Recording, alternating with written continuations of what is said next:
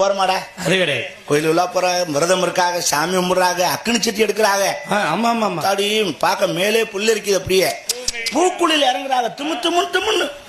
அப்புறம் அளவு குத்துறாங்கடா, இங்கிட்டு இங்கிட்டு குத்திக்கிட்டு வருது, அப்படியே பார்க்கவே பயமா கிடக்கு. இதை காட்டிலும் மண் சோறு திங்கிறாங்க பார்த்தா ஆத்தாக்க. என்னப்பா சோத்தை மண்ணில் போட்டு புருஷன் உடம்பு குணமாகணும் வேண்டிக்கிட்டு சரி மண்ணில் போட்டு திங்குது. நம்ம சோத்துல ஒரு கல்லு கிடந்தா வேண்டி நோலி மேல அரிசியை ஒழுங்கா அரிசி போட முடியும், போடி ஓய்வு விட்டுக்கு.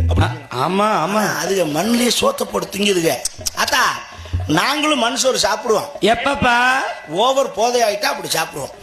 ஆனா நீங்க நிதானமாவே சாப்பிடுறீங்க, அதான் எனக்கு ஆச்சரியமா இருக்கு. நல்லா சாப்பிடுங்க, வேணாங்களே நீங்க சாமி கும்பிடுங்க, விரதம் இருங்க.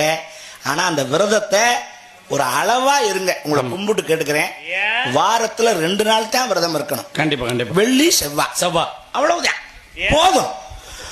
வாரம் முழுக்க விரதம் இருந்தீங்கன்னா நம்மால் சங்கடப்படுவானா இல்லையா? கொஞ்சம் அவன் நிலைமை யோசிச்சு பாருங்க.